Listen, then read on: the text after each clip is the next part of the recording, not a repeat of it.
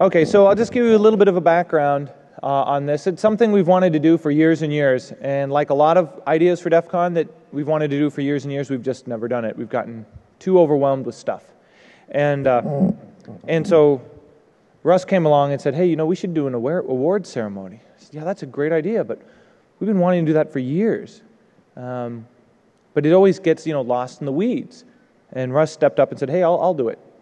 And so this has largely been all the work of Russ. And I want to give him a lot of props and a lot of recognition for stepping up and doing something that we've been meaning to do for a long time, and Russ made it happen.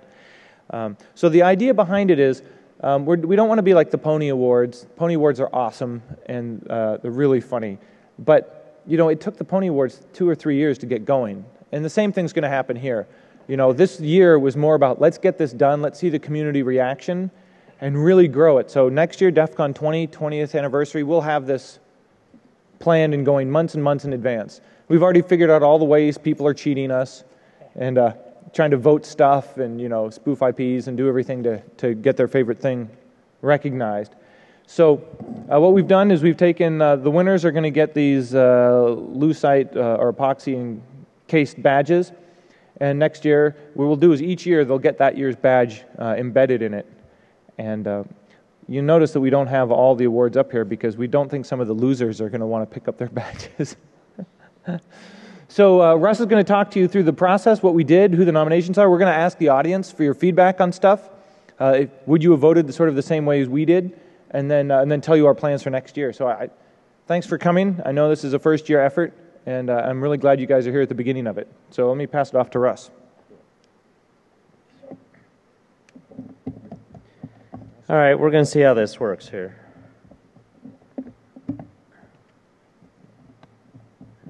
Cool. Where's that? Oh, shit. Let me get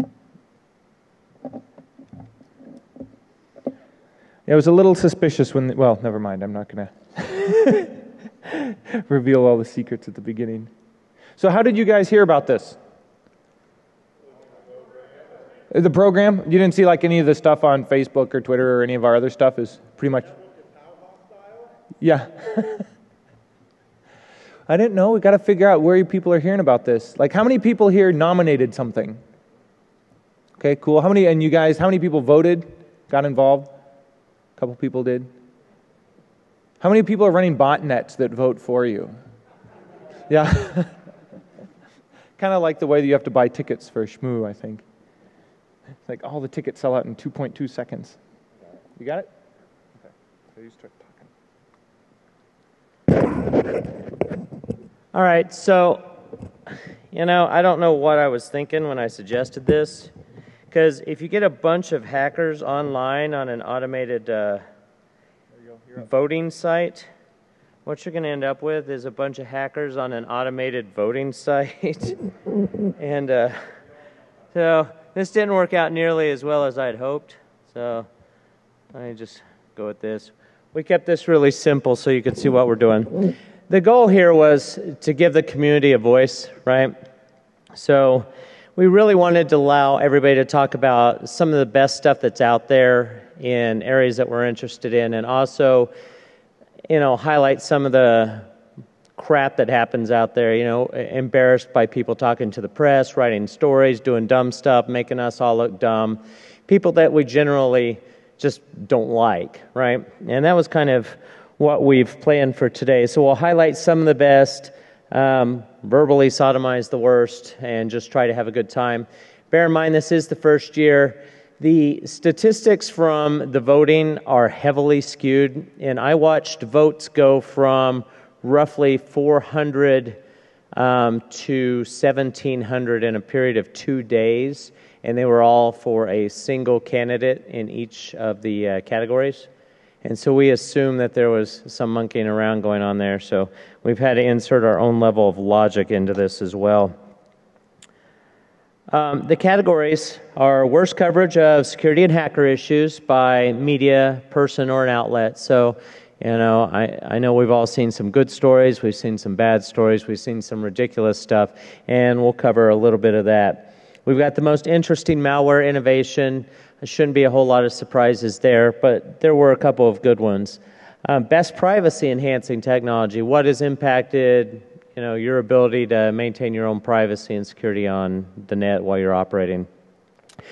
We have the best open source software response to an attack or method. What have people done to try and help the community out with that? And this was one of the areas where we got kind of hit with that voting thing.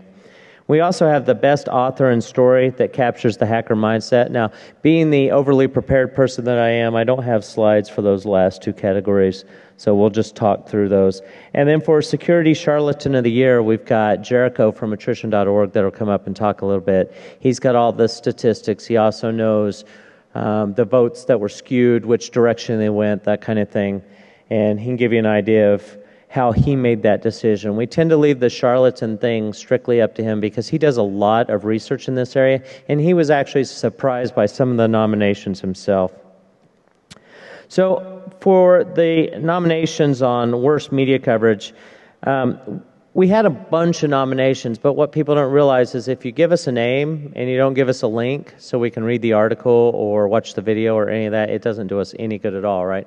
So you can tell us that, hey, my local NBC station posted a story and it was really stupid. Well, that's great, but I've got nothing to look at, right? So out of all of them that we got, we have two that were fairly significant. We have Ben Grubb, who's a reporter for the Sydney Morning Herald. Now, for this particular guy, his editor actually contacted me first once the nominations first went out, and she apparently thought it was kind of funny. She had decided to write another piece talking about it. Ben was actually arrested at a security conference, AusCert, in Sydney or somewhere in Australia. Yeah, and so his iPad was confiscated by the police, and it had all of his anonymous contacts information on this iPad. And so there was a lot of controversy about how easily he gave that up, and so his editor wanted to write a story up about it, and then I started getting emails from Ben himself. He's like, dude, what the heck? I'm like, I didn't nominate you. You're getting freaked out at me. He said, well, how do I rebut this? How do I defend myself? I'm like, write something else. Try and fix it. So he's on there. And then we have Fox 11 that has done a really interesting piece on Anonymous. And I'm going to play just a quick video of that now so you can see what they've said, since I have now hosed that. Let me see if I can find my browser again. Review later. All right. Can you guys see this? I just upgraded to Lion today. That was a really bad thing to do because your trackpad quits working the way you'd hope. They call themselves Anonymous. They are hackers on steroids, treating the web like a real-life video game, sacking websites, invading MySpace accounts, disrupting innocent people's lives. And if you fight back, watch out. Fushman tracks down the hacker gangs in this Fox 11 investigation. Destroy, die, attack, threats from a gang of computer hackers calling themselves Anonymous. I've had 7 different passwords and they've got them all so far. They attack innocent people like an internet hate machine. We are Anonymous. We are strong. We do not forgive. We do not forget. Those who fight back face death threats. Anonymous has even threatened to bomb sports stadiums. I believe they're domestic terrorists. Their name comes from their secret websites. It requires anyone posting on the site to remain anonymous. All right. So, just in case any of you were confused, we are really, really bad people, and Anonymous leads us in this war. So it was actually fairly easy to pick the winner of that. That was a horrible story. So if there's anybody from Fox 11 that would like to come claim your award, no one. All right. Do I? Yeah, they're in LA. Yeah, they're in LA. Yeah. So, huh? Can you have their award? She just elbowed the shit out of him for something he was getting ready to say. All right, so most interesting. What? What does the audience think on that one? So, what do you guys think out of those two? Fox 11? Yeah. So, who else would you guys have nominated? See, the problem we had was we had significantly fewer nominations than we had people voting. And then we had everybody voting for like one person. So, anybody else? Yeah. But see, that's not useful, right? No. Because that doesn't do anything, but you can't point at one person doing a really ridiculously poor job. Everybody covering Stuxnet is kind of silly, because we had Vanity Fair that spent a week and a half with us in Abu Dhabi talking to everybody they possibly could, trying to get all the information they could. And it was a good article. It was actually very educated. Yeah, real quick, you can't even say that because Kim Zetter wrote an awesome article on Stuxnet. You know, it was like 10 pages, dissected it, gave the whole history. And you're not even listening, are you? Who said Stuxnet? Okay. Kim Zetter's article was outstanding on that. So you can't just blanket coverage it. One of the nominations was like everything WikiLeaks. Well, again, a lot of the coverage was really horrible. Some of it was good. So that's why we need specific names of a journalist, maybe even, you know, the entire outfit or a link to an article or something.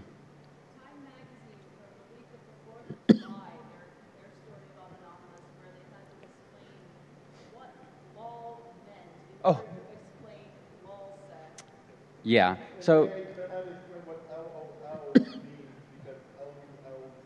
again, but consider the source. You know, who are they writing to? They're writing to a bunch of people that have never seen that. And yeah, if they start throwing in this jargon, it becomes very difficult for the reader to follow. So that's kind of a necessary evil. You know, maybe they went too far with it. Maybe they explained it horribly. Then it would fall in that category.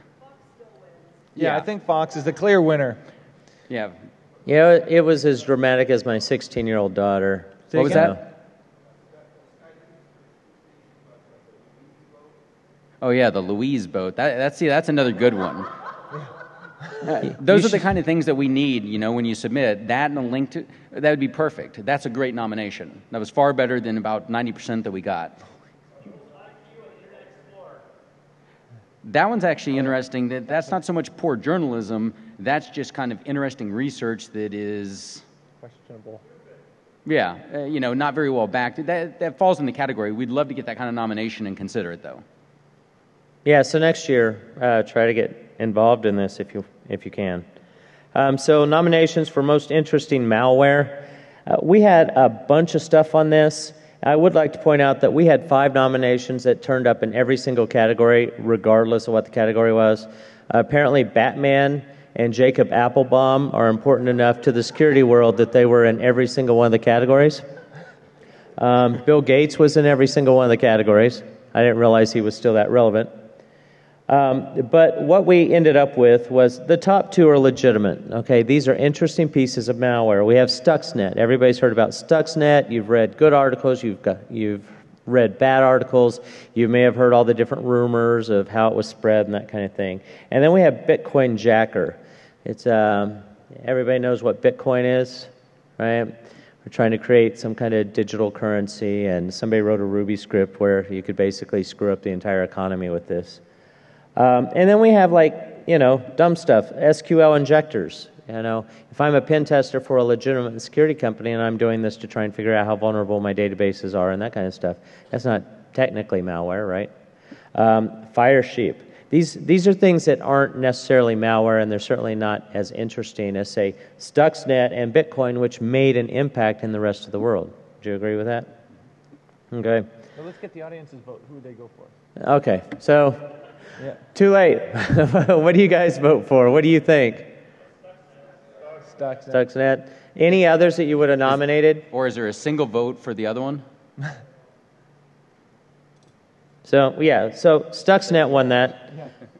If the author of Stuxnet is here, you're welcome to claim your trophy. We'll be around afterwards, so if you'd like to just meet us in the hallway, you know. Yeah. You and your whole team can come up. No feds involved. Same thing. Yeah, and I think Stuxnet also won at the ponies. Yeah. Because no other malware has gotten such international coverage from the top level political all the way down to the trenches with the technical guys. I mean, it was... Yeah, it scared the shit out of everyone. Yeah. Yeah. And the authors were shy at the ponies and didn't show up there either. Yeah. Maybe they're just waiting. You know, they wanted to make sure they had clean sweeps. They wanted a Clean sweep, yeah. Yeah. All right, so best privacy technology. Again, we had some stuff on here that was technology and stuff that was not. ACLU lawsuits, not technology. All right, I put it on there because it's interesting. Anyone ever use the Teuton plugin for Tor? It's a Tor plugin to make it easier to use. All right, so according to the votes, I think about 99% of you should have known about this tool. yeah, How strange. this is one of those that was obviously slanted towards one particular category. And then we have Tor. Everybody knows what Tor is? Yep. Okay, most of you know what Tor is. There's some very deadly silence. So you're either dead or you're sleeping. Yeah, exactly.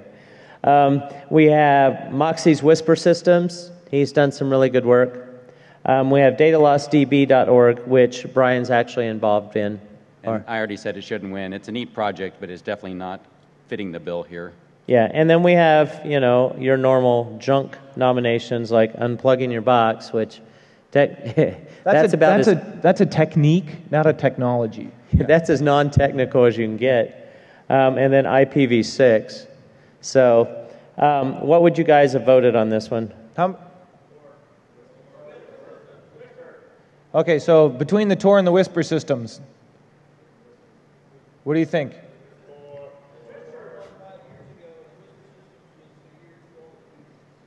Yeah, so why don't you reveal what we're reveal who wins? Next year, we're going to call this also Best New Technology. Yeah, so Whisper Systems wins for a number of reasons. Tor has been out for a number of years, and they're doing really, really good work. But Whisper Systems and Moxie and his crew's work, they released Red Phone at good timing. They released it for people in Egypt. They released Text Secure for text messaging. They've got the encrypted Android stuff. They got the encrypted cloud stuff. So within a year, they've released 4 significant apps to help around text security, voice security, backup security, and full device security. And that's pretty significant to come from nowhere and achieve all of those for Android. And really, honestly, I wouldn't be using my Android unless I was using Moxie's stuff. So, right. So I think they deserve a lot of credit and recognition for really changing the landscape, all in just 1 year. Would you guys agree? Yeah, good. So hopefully Moxie's not speaking right now. He is? I hope not, so he can get his award. If All right, so for this next one, I'm gonna actually go to the responses that we've got here. And these are the nominations that we received, okay? And this is Best Open Source Software Response to an Attacker Method. And as you look through here, I kind of want you to see the filth that we had to filter through to get to anything interesting, because there's a lot of crap in here. The FBI arresting the face of terrorism without her bunny ears. What the hell does that mean? I mean, that's not open source software, and it's not really helpful. Metasploit, it's debatable whether that's open source anymore. Who thinks that's still open source? Metasploit is. They've got Metasploit Pro, which is not. Right. Bill Gates. Bill Gates is, like I said, Bill Gates showed up on every single one of the categories. That's not helpful. Defeat lame web scanners with Web Labyrinth. And that may actually be useful, but update WordPress. A bunch of... And again, Moxie shows up here as well. GR secured, SQL map, Backtrack. Backtrack was actually a fairly strong response, and since they just released a new version last summer, they're still working on that. Stop Trying to Copy the Pony Awards showed up in every category as well. And I was going to post the IP addresses on every one of these, but it's like somebody up in the front said, they're all probably coming from Tor nodes anyway, so some poor grandmother is going to get run over by people ticked off at people trying to be silly. Jacob Applebaum, he's on every one of them. OWASP was actually a very interesting one. Okay. But how do you really feel? Batman, again, Batman is very into computer security. So who would you guys have voted for?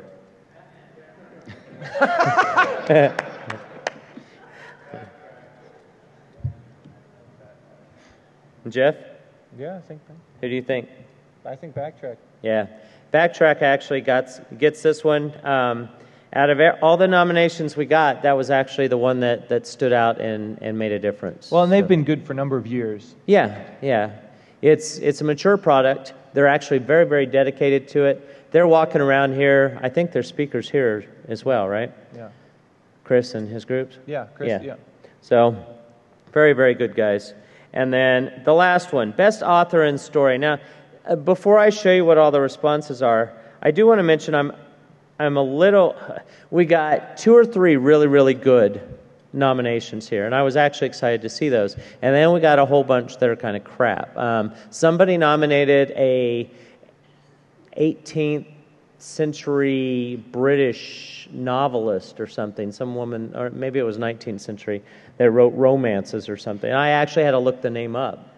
And I'm like, okay, so probably not representing the hacker mindset. But there were multiple of those kinds of things. So let me show you what we've got here, and you guys can let me know what you think. There has been a problem communicating, and I am not getting on this network. Fucking hackers. Yeah, I know. Okay, hang on. It's a Mac. It should just work, right? Yeah.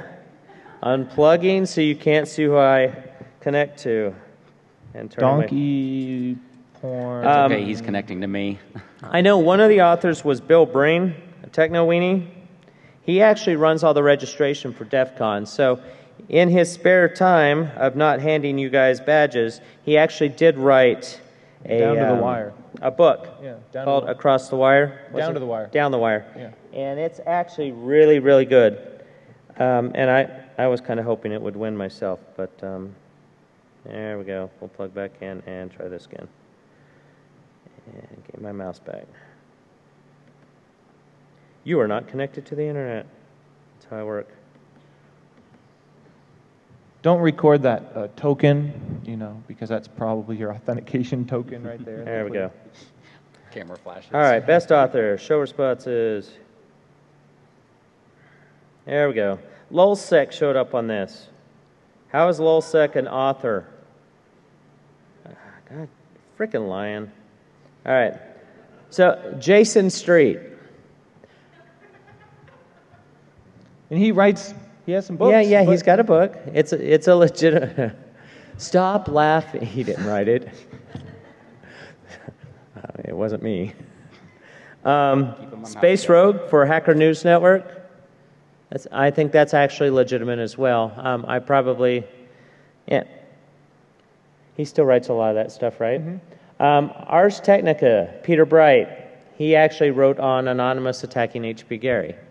But that's more of a news story. That's not capturing really the mind. Yeah, it's not really capturing the hacker mindset unless you're anonymous. Yeah.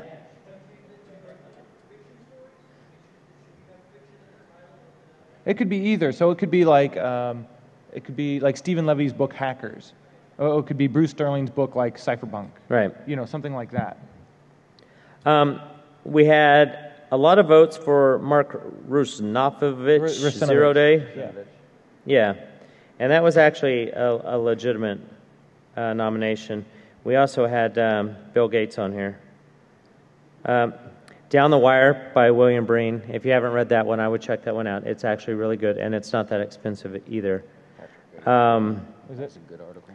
Patrick Gray? Yeah. I got to figure. Yeah, Patrick Gray for his coverage of Lulsec. Honestly, I got a little bit tired of the Lulsec and anonymous stuff in the nominations. I think it's a little bit overdone. Patrick Gray, his piece is very different. Is it? Is it good? He stands out and basically says a lot of what people are thinking. Okay. And Kevin Polson, who does a lot of technology writing as well. I haven't read any of his stuff recently, so. Well, that's another one where you would need to specify author and work, because, Kevin writes all kinds of articles and books. So, Kevin Polson's new book is outstanding, and so that one would definitely be up here. Yeah. But, maybe just a mundane article on something else wouldn't. Okay. So, Brian, Jeff, what do you guys think? I'm either going for the... I'm guessing I would either go for the Mark Rusanovich's. Or I would go for, what was up further? I can't remember his name. The person you were mentioning. Patrick Gray. Yeah, Patrick Gray. Oh, Patrick Gray, extensive right. article. So what about you guys? Rusinovich. Polson, as a total contribution, Polson's total body of work, you're thinking? Kingpin. The new book, Kingpin? Kevin Polson's book, Kingpin, you mean? Kingpin, yeah. Yeah, Okay. Kingpin, I would say it's between those two. You know, I even like the Fatal System Error by Joseph Menn was really good, but that was also more like an investigative piece that tracked the cat and mouse, and it was less about the mindset, and it was more about, you know, the sort of police procedural of chasing down the bad guys. All right. So 0 Day or Kingpin? Let's see, show of hands. 0 Day? Kingpin? Yeah, That's close. Looks like it's kind of pretty close. Do what? I think it's pretty close. Kingpin, I think, is edging them out. Okay. All right. Yeah, So we'll give that to Kingpin. And I haven't seen Kevin this year at all. No, I don't think he's here. Yeah. So we'll have to mail him his. Or give it to Zach. All right. And Yeah, so Kim, we'll give it to Kim. for the last one, and this is actually the most important category in my opinion, we have a lot of people that go out there and they call themselves security experts, and this actually kind of goes back to the worst media coverage as well, because you see a lot of these people on CNN and Fox News, and they'll hire anybody as long as there's a marketing guy that tells you they're an expert in the security field.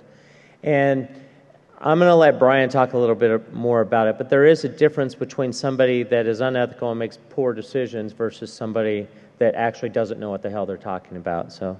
Right. And you've been doing this for a long time. Yeah, actually one of the very first charlatans we put up was Gregory Evans in 2002. So while most people think, hey, it's a recent thing, the last year or two, no, it actually goes back. And ironically enough, in the past week, we got evidence. Well, we have not what we can publish on, but we have the initial evidence that says even his real crappy high-tech memoirs of a high-tech hustler was written by an employee, that he didn't even write that. So yeah, it's just an ongoing saga. But as Russ said, one of the distinctions is with the charlatan, you know, you have to kind of think of snake oil. It's the guy pitching something that doesn't really know what he's doing. He's not an expert, and obviously he, she, whatever. Where one of the most common nominations for this was like Aaron Barr. Well, I was on a panel regarding that earlier. Aaron Barr, he may be an asshole, he may be unethical, he may be money-driven, but it doesn't mean he was charlatan. If you actually read through his stuff, a lot of what he was proposing is being done by other companies, and they are doing it very successfully, and they are making a shit ton of money off of it. So you can't call him a charlatan for that. You call him a jerk or whatever else, you know. It's almost like a confidence game, right? They're misrepresenting themselves to be something they aren't. Right. So as an example, because this one's well known, Gregory Evans, he goes in and says, hey, I'm an expert. And one of the first things he quotes is, you know, I was arrested for hacking and I served 2 years for hacking. Well, as the details show, no, he never hacked anything. All he would do is call up, and it wasn't even social engineering by the definition today. He would basically steal a phone line and resell it for profit. And he wasn't the one that even secured the phone numbers. So yeah, there's a difference between, you know, a charlatan and a dick. Or he's both, you know. Or criminal. Some of the other nominations we got, Ankit Fadia, one of the Indian whiz kids, which is a growing phenomenon. In the last year, I think we added 3 more to the charlatan page. From India? Yeah, all India. It's a growing thing. It's like Ankit Fadia started when he was 14. Well, next one, started when he was 13. Gifted a computer when he was 12. It's like every goddamn year, someone a little younger comes up. And one of them was, I think his name is Sahil Khan.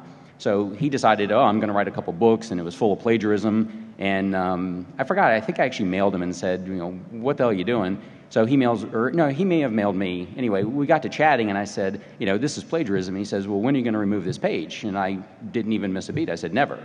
You know, it's going to stay up. It's a permanent mark on your record, you know. So he says, well, you know, I basically want to become a lawyer. I was like, good luck with that, you know. You know, when you go into law school, try not to plagiarize. Either way, we had a great conversation. In the end, he learned his lesson. He said, you know, he's never going to plagiarize again. So it's a great thing, you know, that, sure, he screwed up, but he learned from his mistake. Some of the others don't even contact you or... Right. You know, for the most part, they don't. And here's a great one, like going back to Evans. Evans doesn't understand that my real name, Brian, and Jericho, I'm the same guy, even though it was in an article last week by Pennenberg. He also thinks that one of those two names is Randy Morris, an ex-employee of his, and he still can't make the distinction that any of this is involved with attrition. So when he filed a court case that was involving us, he filed us as a John Doe. This is the same guy that goes out and says, I'm a technical expert at computer forensics. I dig up thousands of pages of evidence on blah, blah, blah. You know, that really embodies the charlatan. One of the other names that came up that surprised me, Christian Heinrich. Does anyone know that name? What's the story there? Yeah. Well, okay. Oh, hey, that could be another category next year, Yeah. boring speaker. So is he just a boring speaker, or is he a charlatan?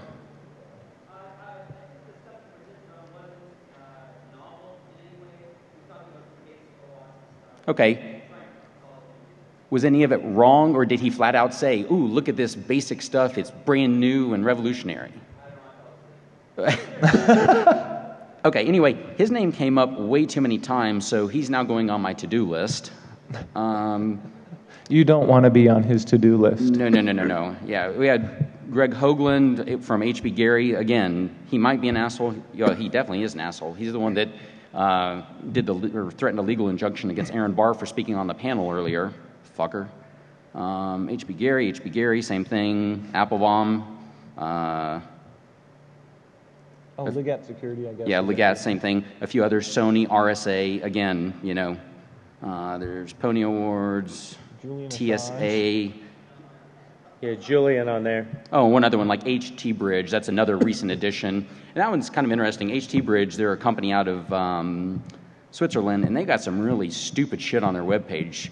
One of them is, hey, you can trust us because we are Swiss, which means we're vendor neutral. Wow, okay. So it starts out like that, and then the actual errata is that they publish these security advisories that if any of you kind of close your eyes, drink a bottle of vodka and puke, it's about the same quality. Real light on technical details, all kinds of mistakes in them. I posted their page, and one of their leaders emails me and says, oh, I am completely surprised at your article. I was like, you're surprised despite me tweeting to you 3 times directly that I was publishing this 2 weeks in advance? Or, and I counted them up, it was like 18 replies over 9 months on bug track that you ignored. How did you really miss that I was onto this, So anyway, he mailed me, it was long, whatever. I made a couple corrections on my errata. I was like, okay, I'll give you that one. That might be a vulnerability. I mailed him back. He mailed again. I haven't read it. I was just like, at some point, I don't know. Call me selfish, but dealing with that kind of bullshit, it really eats at your soul. So anyway, we have all those. That's another category, bullshit soul eater. Yeah. So is this a visceral vote, like who caused you the most psychic pain? Oh, man. Or is this a vote on who caused the community the most misdirection and done the largest amount of harm to the community? Well, this can also be a second fun break-off. Who was the most amusing to us? Who did we laugh at the most, So out of all those names, for any reason, who do you think would be the charlatan of the year? Is there anyone who thinks it's anyone other than Evans? Cricket. Oh, yeah, Ankit Fadia, whatever. So one more fun story. He used to publish where he was going to speak. And by the way, he gets up to $25,000 to speak on stuff that is mundane. I mean, just boring, simple Security 101 crap, and it's hype. One of his talks begins with, do you use Gmail? Don't. You're vulnerable. Do you use search engines? Don't. You're vulnerable. That kind of thing. It's all FUD. So anyway, he publishes a list and he says, I'm speaking at so-and-so in Denver, Colorado, where I live. And I was like, ooh, that's a mile from my house. So I warned him. I said, Ankit, when you come to Denver, I've got questions for you, and I'm going to ask them. So I went down to the restaurant. Nice cold night.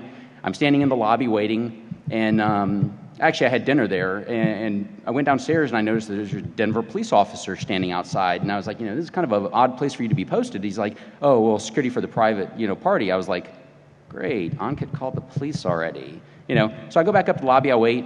10 minutes later, the cop comes up, and apparently me asking him that triggered some, something in his mind. He says, why are you here? I was like, oh, I'm a journalist. I'm with Trish and a RADA project. I explained it, and I gave him a card and everything. And I just want to ask him some questions. He's like, are you going to hurt him? His feelings, maybe, I wasn't there to, actually hurt him. And so make him cry. Yeah, long story short, he called the police in advance and lied and said that I was there to assassinate him. Maybe verbally. Yeah, so the cop's like, well, because of that, you can't be in the lobby. I was like, well, I'm a paying customer. I just, paid $30 for dinner here. He's like, well, you're done. You need to leave. I was like, fine. So I went out and I waited out in the cold. And when I say cold, 10 degrees. It was the middle of the winter.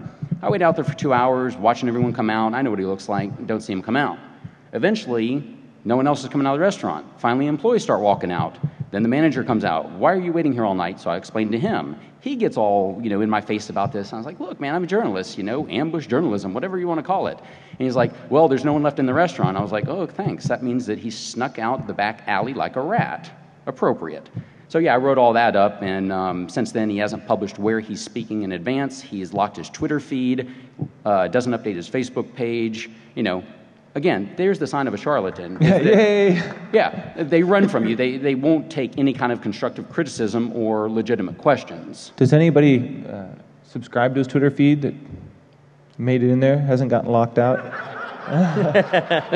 The funny part is that a lot of these charlatans, they've actually blocked me, because once I figure out who they are and once we put them on the page, I'm a little vocal on Twitter. I will taunt them and I will call them names or challenge them. And so they end up blocking me, but they don't realize is that a month in advance I followed on a ghost account so that I can keep reading after they block. And that way, yeah, I still read Gregory Evans, I still read Joseph Black, I still read Fadia, you name it, I read their Twitter feeds. And it's, kind of fun to see what they have to say after all that. But the fact that they go in hiding, that's a good first step. So anyway, that was a fun story, sorry. Majority says Gregory D. Evans gets it. He promised he would be at DEFCON. He promised he would buy one of the podcast crew dinner. He's a no-show. What the... Whoa. Don't get it. Shocker. Yeah. Long story short, he ended up flying to D.C. and conned Wall Street Journal into an article. Oh, brutal. Right. It took us freaking 2 months to get CNN to drop him as a speaker. So now I got to go start at the Wall Street Journal. One takeaway, please, if you see a charlatan, if you see someone suspicious like that, send me a mail. Just say it's to errata@attrition.org. Hey, this guy seems a little, out there. Gregory D. Evans spoke in this article. Even better, start sending feedback to these media outlets. Say, this guy's a quack, this is why, here's the evidence. And that's what errata does, is we put up as much as we can that's fully backed with evidence. We try to make it as little opinion as possible. But we need help. We need more eyes. We just need submissions, just need a little more information, a little more push, and we can keep publishing it. Yeah, if you want to see the current charlatans that he's watching and the up-and-coming charlatans that he's got on his watch list, you can actually see those at his website. Yeah, it's all it's online, and there is a third list that's the kind of to-do list. And as I said... You can help prioritize that list. Yes. So okay, so the winner. Gregory D. Evans by a landslide. Yeah. And since he's not here to take it, I will take his award... and I will put attrition stickers all over it, and I will mail it to him. Got to take a picture of that before you send it to him. Yeah. So he will get a very special box with that and, maybe some squirrel poo in it. Oh. All right, so for next year, we're going to increase the number of categories.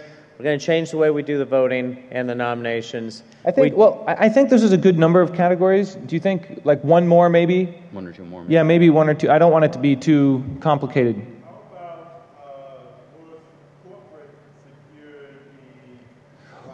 The worst corporate security response. Yeah, so for that, I think the ponies are doing a great job there. So I tried to stay more like open source, community oriented, and let the ponies do what they do really well, and we'll complement each other. Right. Ideally, these categories should be completely different from the ponies, and if you miss it, it's worth going to Black Hat for the ponies alone. It's a lot of fun.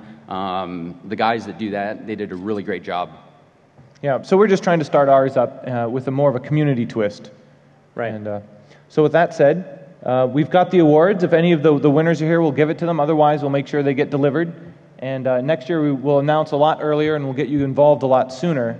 And really look forward to you guys just spreading the word, and hopefully so for DEFCON 20. We'll actually have it really going. Cool, guys. Thanks. We appreciate your time. Thanks.